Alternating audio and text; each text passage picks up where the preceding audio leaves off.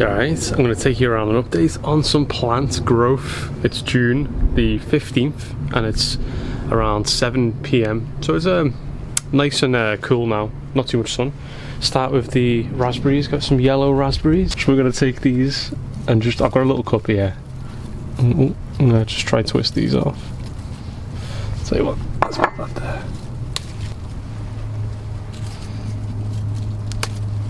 Oh, should I eat one? Fresh. There it is. Doesn't look like there's any bugs in that one.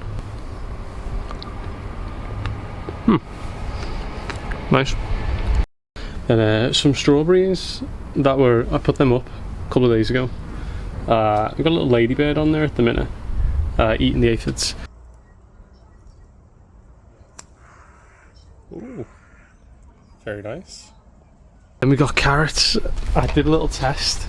I planted too many carrots in this, but I did a test to see how well they would do before I get like a raised bed. So these are all, they're all carrots, and I don't know when to pick them, but you know they might be pretty good. Some red roses. There you got some rhubarb, which is almost ready to pick. When it goes red and it goes between 7 and 15 inches, then you can twist it off and make some rhubarb recipes. And we've got another shoot coming up there. When I got this, I only had three rhubarb stems coming up. Now there's going to be 6 actually. 6. All trees doing pretty good. How many apples we got? Let's see if we can count. We got 1 here. We've got 1, 2 there. So that's 4, 5, 6. I can currently see 6. Probably some more. 7. 1 here. I see 7 currently. Oh, 8. There's 1 here. 8, 9. 9 apples maybe. I only had 3 last year, and only 1 of them survived, which I ate. Pear trees, nothing I'm gonna get nothing this year. Gonna get nothing off this year. Come and have a look at the lavender, because I showed you the lavender. I cut it back. I took the lavenders back, so you didn't see me do this, but I did cut them back quite a bit. The French one died because it was too overshadowed here, and because I cut it back, it's got new growth in the centre. And it was looking really scraggly, but the reason you have to cut it back is because look how big it gets in summer.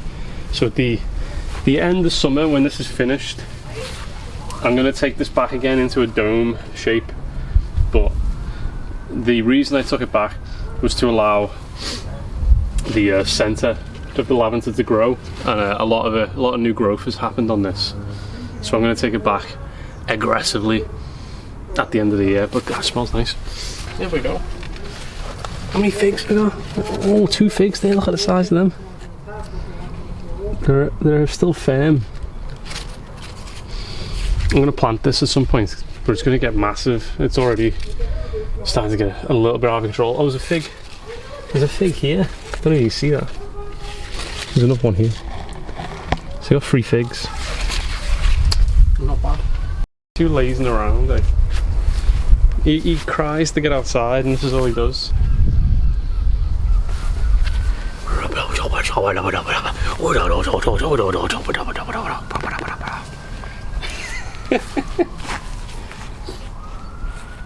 This is a blackberry plant, but it's got some new growth on it, but no blackberries yet. This one here, I think this is nicknamed a candy floss tree or plant. This might give some berries this year, which taste very nice. There they are here. These are similar to blueberries. There's a spider web there. I'll try not to disturb it, but there's potentially where they'll start to fruit.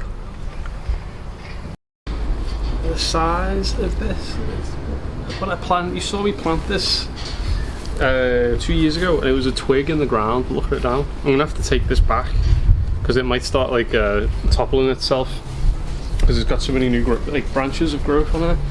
Maybe take this one back. That's really big now.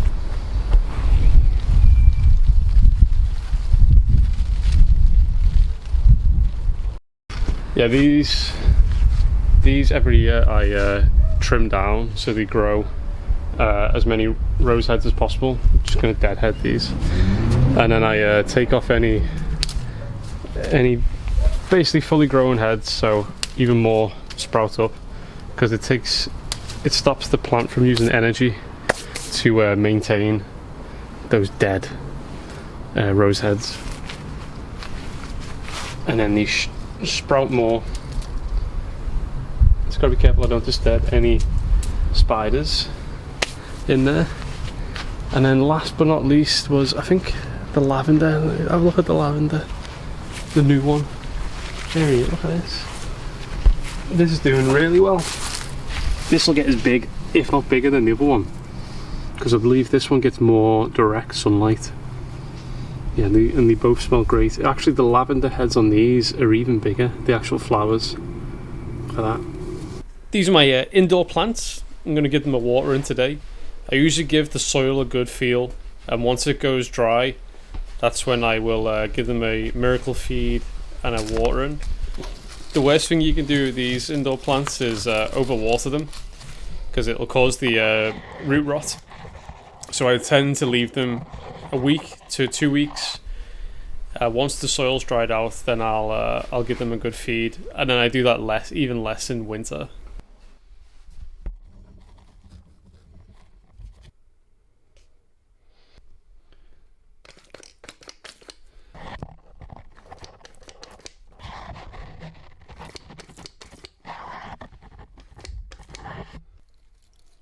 The water settles on top of the soil because the soil's that dry. It takes it a little bit longer to absorb. In some of the plant pots I've got slate for that reason, because the slate holds moisture and it disperses later on.